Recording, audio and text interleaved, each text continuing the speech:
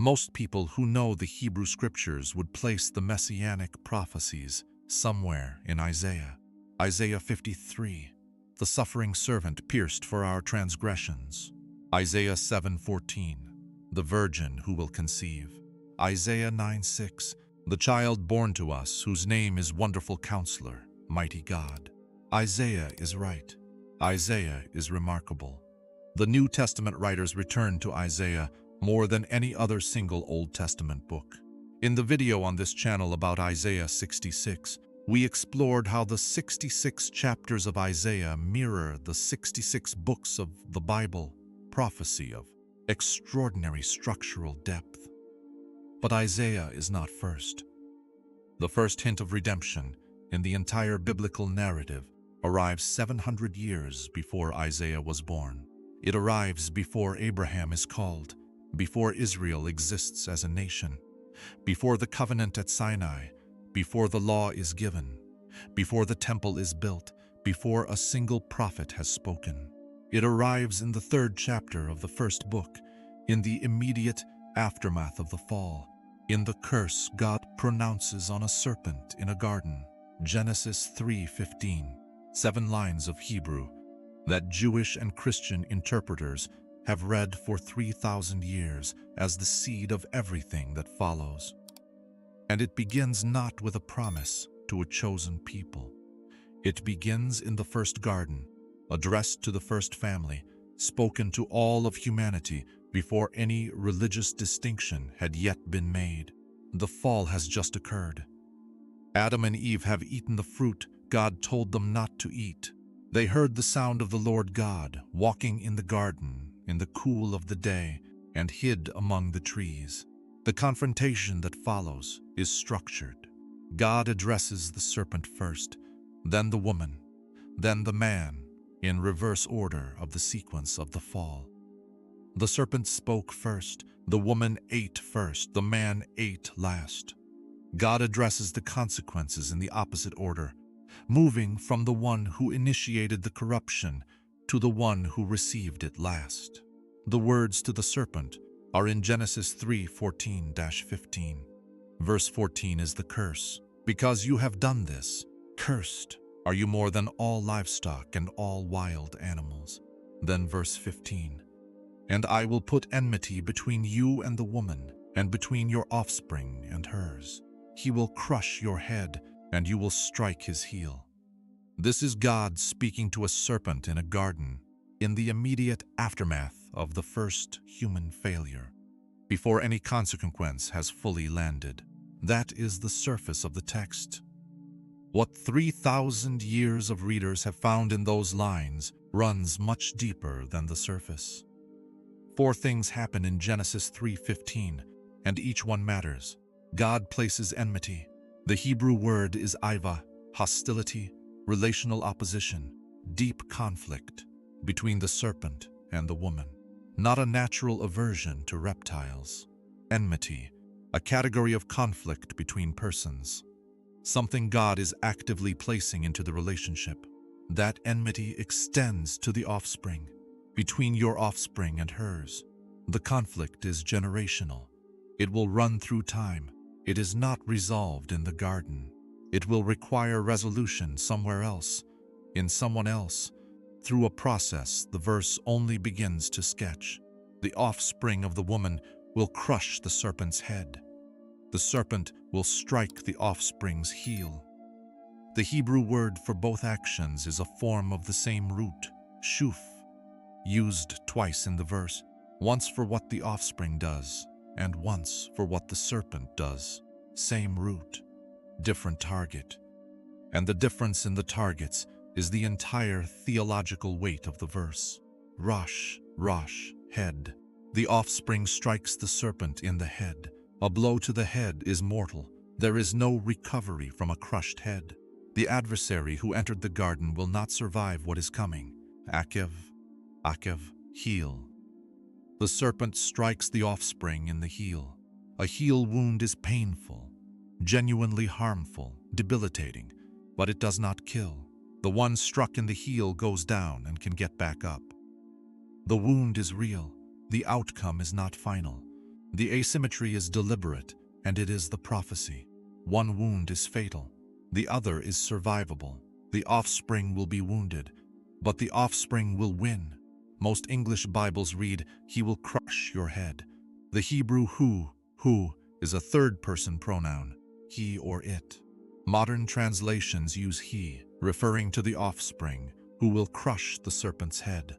But Jerome, the scholar who translated the Hebrew scriptures into Latin in the 4th century, producing the Vulgate, which was the official Bible of the Western Church for over 1,000 years, made a specific choice at this verse.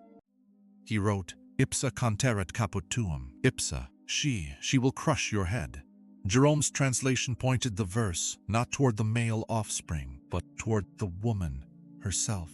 And for a millennium of Catholic theology, Genesis 3:15 was read as Mary crushing the serpent, the woman of the garden redeemed by the woman of the Annunciation, the mother of the one who would deal the fatal blow. Protestant translators, returning to the Hebrew, pointed back to who, he, and to the seed, the offspring, the Messiah who would be born of the woman. The crushing is done by the child, not the mother, the seed of the woman, not the woman herself. The debate between ipsa and ips, she and he, runs from Jerome to the present day. Catholic tradition has historically favored the Marian reading. Most modern scholars, including many Catholic scholars, favor the offspring reading, arguing the Hebrew and context point toward the seed born of the woman rather than the woman herself. Same verse, same 7 lines of Hebrew, 2 theological traditions built on one pronoun. What both readings agree on, the blow gets delivered, the serpent's head gets crushed. However, the grammar of the verse is resolved. The announcement at the end of it is the same. The adversary who deceived the first family will not have the last word. In the ancient Near East and throughout the Hebrew scriptures, lineage was traced through the father. The seed was paternal. Descendants were described as the seed of a man, the seed of Abraham, the seed of David, the seed of Jacob. When the Bible wants to establish that someone is important in the covenant line, it traces their descent through fathers and grandfathers and great-grandfathers. Genesis 3:15 does not say the seed of Adam. It says the seed of the woman, Zerahishah, her seed, her offspring. The Hebrew word is zerah, the same word used throughout the Torah for paternal lineage and covenant promise. It belongs to the father in almost every other context in the Hebrew Bible. Here it belongs to the mother. The seed that will crush the serpent is identified through the woman, not through the man standing beside her. This grammatical peculiarity has occupied scholars for centuries. In a world where lineage ran through men, specifying the woman's seed points toward a birth, where the usual male contribution to lineage is absent or unusual, the child is identified through his mother in a way that sets him apart from the normal pattern of descent. The phrase does not require the virgin birth to be understood, but it opens a grammatical space that the New Testament's account of Mary's conception fills precisely. A seed defined through the woman. A child whose identity flows through his mother in a way that no other birth in the biblical narrative quite matches. The first Messianic prophecy in the Bible contains an unusual phrase about seed and womanhood that does not fit the ordinary pattern of biblical genealogy. Something is different about this birth from the moment it is first announced. In Genesis 3, the serpent is described as more crafty than any of the wild animals. It speaks, it reasons, it poses a question that destabilizes everything. The text calls it a creature, a serpent. But by the end of the biblical narrative, the identification is made explicit by the same author who completed the canon. Revelation 12:9, the great dragon was hurled down, that ancient serpent called the devil, or Satan who leads the whole world astray. Revelation 22. He seized the dragon, that ancient serpent, who is the devil or Satan. The ancient serpent. Both texts reach back to Genesis 3 and name the identity directly. The identification was already present in Second Temple Jewish interpretation. The Wisdom of Solomon, written before the New Testament, speaks of death entering the world through the devil's envy. The cosmic adversary and the Genesis serpent were understood as the same figure in the world Jesus was born into, which means the enmity God announces in Genesis 3:15 is not a zoological observation. It is the declaration of a cosmic conflict between the adversary who entered the garden to corrupt the first family and the offspring of that family who will one day crush what deceived them. The conflict runs between the serpent's purposes and the woman's seed, between the force that introduced death into human history and the specific individual whose arrival Genesis 3:15 promises will reverse it. The asymmetry of Genesis 3:15 maps directly onto the events of the New Testament in a way that has struck readers as striking for 2,000 years. The heel strike is painful and real. The one wounded in the heel goes down, apparently defeated. The enemies surrounding the cross on the afternoon of the crucifixion had reason to believe they were watching the adversary win. Jesus is arrested in a garden, beaten, tried by people who had already decided the outcome, executed on a Roman cross outside the city walls. His disciples scatter in fear. His body is sealed in a tomb. His enemies post guards to make sure the seal holds. From the outside, this looks like the head crush arriving on the wrong target. But the cross was not the head crush. The cross was the heel strike. Genesis 3:15 says the offspring will be struck in the heel. Struck, wounded, brought down. But the heel wound in that verse does not end the offspring. It strikes him without killing him permanently. The one wounded in the heel is not finished. The heel wound hurts. It is real. It leaves a mark. But the person struck in the heel can get back up. 3 days after the crucifixion, the tomb is empty. And what is the resurrection? In the terms Genesis 3:15, established in the 3rd chapter of the 1st book, if not the offspring rising from the heel wound and turning to deliver the blow that matters. Paul writes in 1 Corinthians 15:54-55, "Death has been swallowed up in victory. Where, O death, is your victory? Where, O death, is your sting?" The ancient sting, the heel wound, is answered by the ancient promise. The resurrection is the head crush, the fatal blow delivered after the survivable one. The victory announced in Genesis 3:15, arriving through the exact sequence the verse described. Wound first, crush second. God says, "I will put enmity between your offspring and hers." The conflict is not a single event. It is generational. It runs through time between offspring, between the force that entered the garden and the line of the woman that will produce the crusher.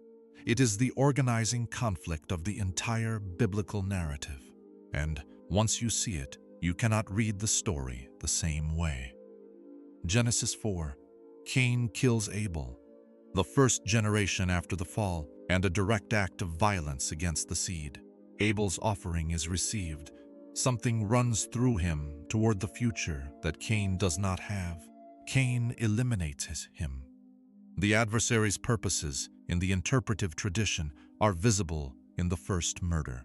But Seth is born. The line continues. The heel wound misses the fatal target. Exodus 1. Pharaoh orders the killing of every Hebrew baby boy. The nation that carries the covenant promise is in slavery in Egypt. Every male child born into Israel faces death at birth by royal decree. Moses survives. Hidden in a basket woven by his mother, placed on the river, drawn out by the daughter of the man who ordered his death, named by the family of the enemy. raised in the palace of the empire, trying to destroy the seed. The heel strike misses. Matthew 2. Herod orders the killing of every boy in Bethlehem, 2 years old and under. A ruler has been told that a king has been born. He does not know which child. He eliminates all the candidates. The specific child, the specific seed, the one the entire narrative has been moving toward, escapes to Egypt with his parents. The heel strike misses again. Matthew 4. Jesus in the wilderness after his baptism. The adversary meets this offspring directly and tests him 3 times. With hunger and identity, with ambition and spectacle, with the offer of all the kingdoms of the world, in exchange for a single act of worship. 3 direct attempts to get the woman's seed to align with the serpent's purposes. 3 direct refusals, each answered with a quotation from Deuteronomy, the record of Israel's wilderness failures being answered by Israel's faithful son. John 13:2. The evening before the crucifixion, the devil had already prompted Judas to betray Jesus. The mechanism for the heel strike is being assembled through a trusted companion at a dinner table in the most intimate setting of the entire ministry. The serpent is trying again. This time the wound will land. The enmity God announced in Genesis 3:15 is not a metaphor. It is the organizing conflict of the entire biblical narrative. Every attack on the covenant seed, every narrowing of the line down to one child in a Bethlehem stable, every attempt to prevent what Genesis 3:15 promised. Each strike misses what it needs to kill until one does not, and then 3 days pass. The story that begins in Genesis 3, in a garden with a failure, ends in a garden too. Matthew 26:36-46. Gethsemane. The name in Hebrew means oil press. Jesus arrives with his disciples the night before the crucifixion. He goes a little further and kneels alone among the ancient olive trees. He prays while his disciples sleep. He says, "My Father, if it is possible, may this cup be taken from me. Yet not as I will, but as you will." The parallel with Eden is precise enough to seem deliberate. In the Garden of Eden, one human being faces a choice. An alternative path is offered. Take the fruit, become like God, know good and evil. The voice is persuasive. The fruit is appealing. The human being reaches for it. Not as your will, but as mine. In the Garden of Gethsemane, one human being faces a choice. What is coming is described as a cup, a biblical image for judgment and suffering. The weight of it is real enough that Jesus asks whether it can pass. But then, not as I will, but as you will. Where the first Adam grasped for something God had not given, the second Adam releases what he might have held.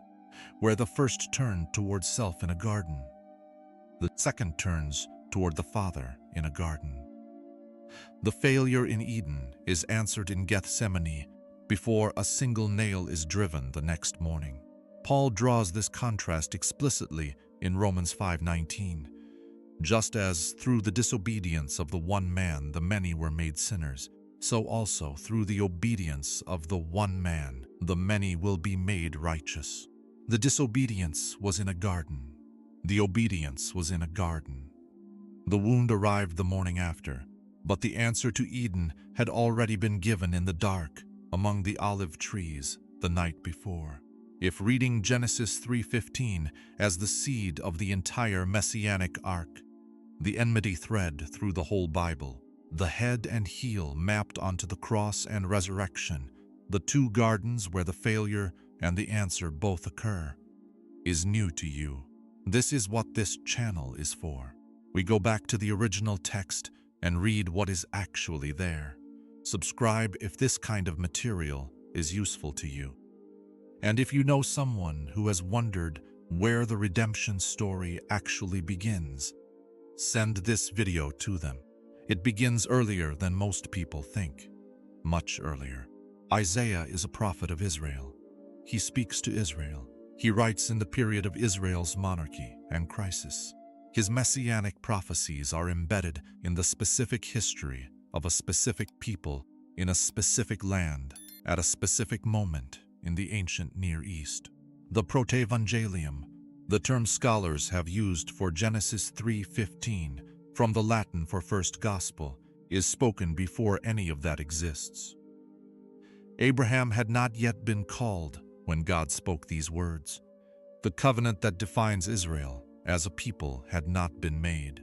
The law had not been given. The 12 tribes did not exist. The temple was not yet conceived.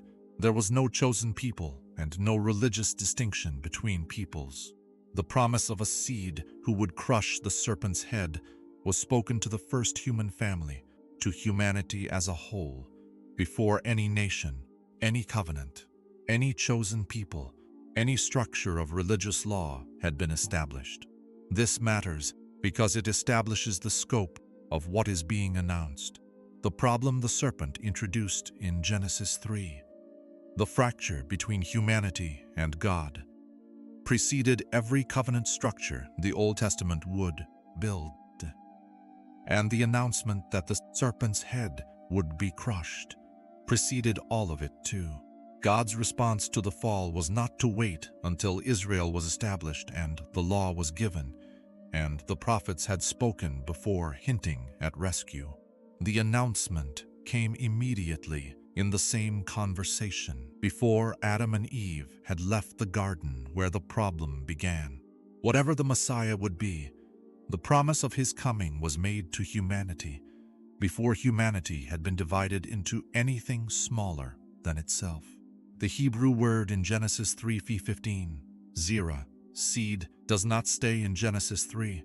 It moves through the entire narrative like a thread, accumulating meaning at each point it appears, until Paul in Galatians names the person it was always pointing toward. Genesis 12:3. It moves through the entire narrative like a thread, accumulating meaning at each point it appears, until Paul in Galatians names the person it was always pointing toward. God speaks to Abraham in Ur and calls him out. All peoples on earth will be blessed through your seed. The same word, the same zerah. The covenant with Abraham is built on a seed promise that echoes Genesis 3:15, a seed through which something universal happens, something that reaches beyond the family line and out to all peoples. Genesis 22:18. After Abraham has raised the knife over Isaac and God has stopped him. Through your seed all nations on earth will be blessed, because you have obeyed me. The seed promise renewed at its most dramatic moment, the moment when the seed itself nearly died. The covenant with Abraham is built on a seed promise that echoes Genesis 3:15. A seed through which something universal happens, something that reaches beyond the family line and out to all peoples. After Abraham has raised the knife over Isaac and God has stopped him. Through your seed all nations on earth will be blessed because you have obeyed me. Abraham receives his son back from what was essentially death, and immediately the seed promise is reaffirmed with even stronger language. The near sacrifice of the seed makes the promise more explicit, not less. 2 Samuel 7:12. God speaks to David through Nathan the prophet. When your days are over and you rest with your ancestors, I will raise up your offspring, your seed, after you, who will come from your own body, and I will establish his kingdom forever. The seed promise attached to a specific dynasty, a specific throne, a permanent kingdom, narrowing from all of Abraham's descendants to the specific royal line of David. God speaks to David through Nathan the prophet. When your days are over and you rest with your ancestors, I will raise up your offspring, your seed after you, who will come from your own body, and I will establish his kingdom forever. And then Paul, in Galatians 3:16, explains what he sees in the pattern. The promises were spoken to Abraham and to his seed. Scripture does not say "and to seeds," meaning many people, but "and to your seed," meaning one person, who is Christ. Singular, one seed. Paul is making a grammatical argument. Seed is singular, not plural, and applying it to the Abrahamic covenant. But the logic is the logic Genesis 3:15 established. The seed is not a general population of descendants across generations. It is one person, the crusher of the serpent's head, the one who rises from the heel wound. From the garden to Abraham's near sacrifice, to David's royal promise, to a letter Paul wrote from a Roman prison. The same word, one destination. Zerah, seed, one person, who is Christ. The 2nd century theologian, Irenaeus of Lyon, was among the first to give this verse its enduring theological weight in the Church's reading of the Bible. He described Genesis 3:15 as the first announcement of the rescue plan, embedded in the curse on the serpent, spoken before the garden was left behind, containing in compressed form the shape of everything that would follow. His reasoning was direct.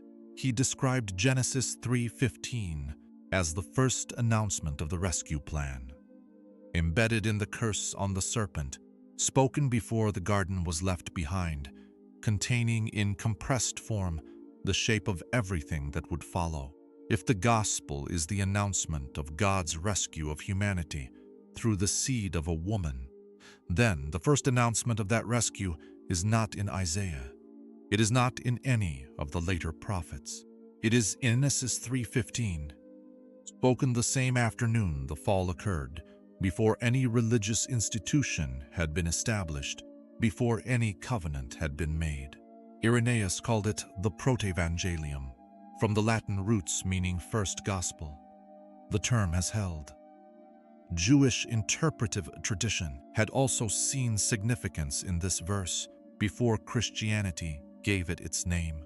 The Aramaic translation known as Targum Pseudo-Jonathan renders Genesis 3:15 with elaboration toward the Messianic age and the final defeat of the adversary at the end of days.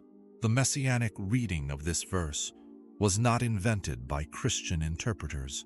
It was present in the tradition that shaped the world Jesus was born into, the first gospel, spoken in the 3rd chapter of the 1st book, before any of the institutions and structures and covenants that would carry the promise forward had been established. The first hint of redemption in the Bible is in Genesis 3:15, before Abraham, before Israel, before the law, before the temple, before Isaiah, before every prophet, in a garden, in a curse, addressed to a serpent, overheard by the first 2 human beings in the same moment they were hearing the consequences of the choice they had just made.